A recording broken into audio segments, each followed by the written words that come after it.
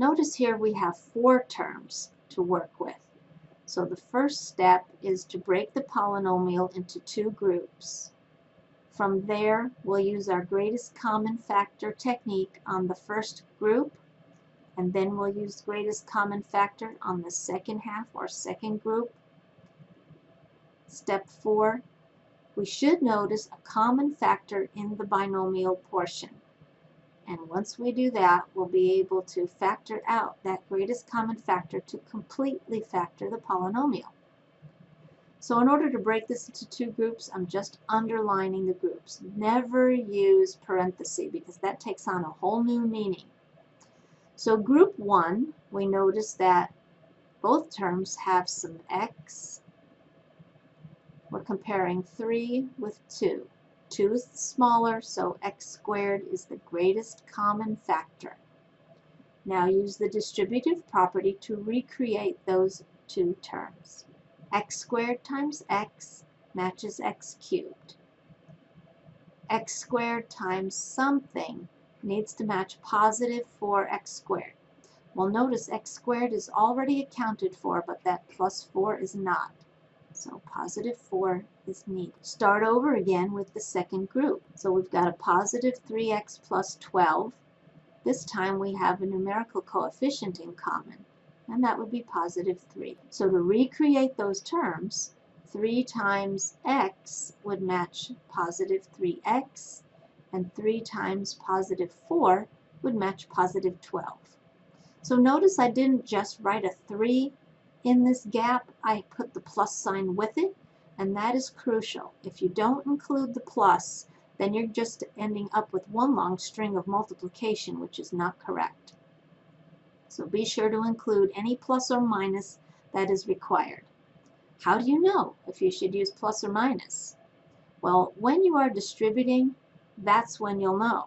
Positive 3 times positive x is the only way to get positive 3x. So that's how I knew to use a plus sign there. Now do you notice that in these quantities we have an exact amount?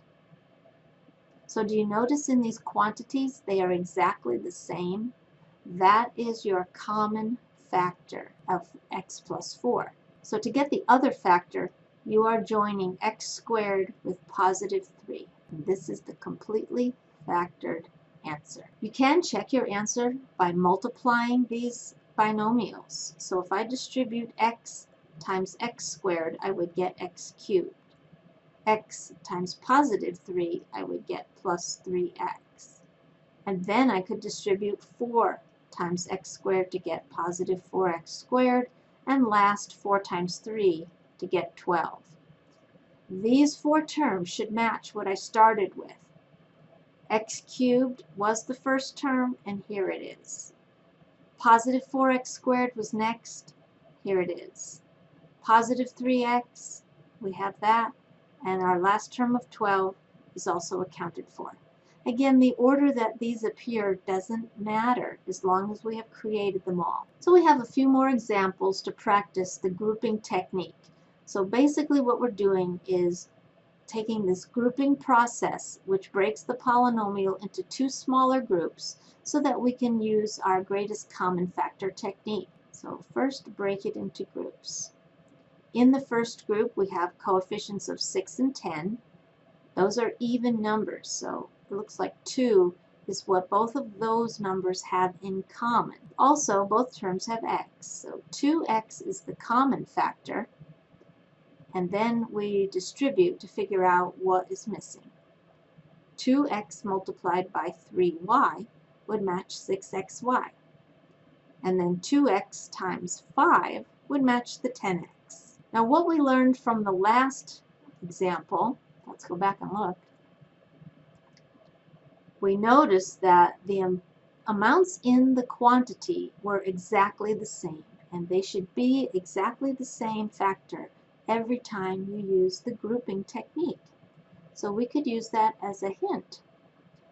When I factor 9y plus 15, I should end up with a quantity of 3y plus 5. So all we have to do is fill in this gap with the common factor. So when I multiply 3y times something, I need to match 9y. So it looks like positive 3 was the missing factor. Does it work with 5 times 3? It does make positive 15.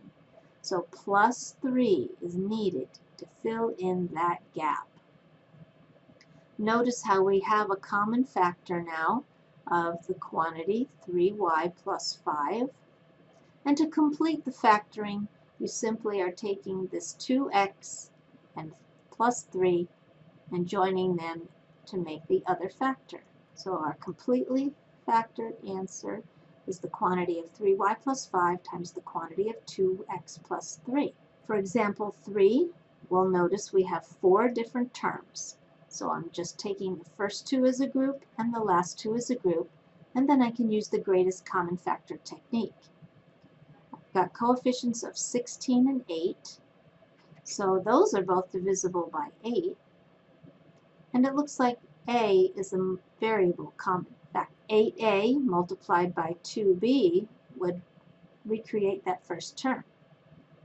And 8a looks like a match. However, there is minus here, so negative 1 this time is the placeholder.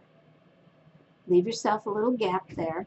And in the quantity, we know that 2b minus 1 should appear. So working backwards to fill in that gap, 2b is multiplied by something to match negative 6b. So we need minus 3. So now you can see sometimes we use a plus, sometimes we need to use minus to fill in the factor. And check your last term. Is negative 1 times negative 3 a match for plus 3? That looks great. So notice how we created a common factor of 2b minus 1. And the other factor comes from joining 8a and negative 3. So 8a minus 3. We have completely factored our 4-term polynomial.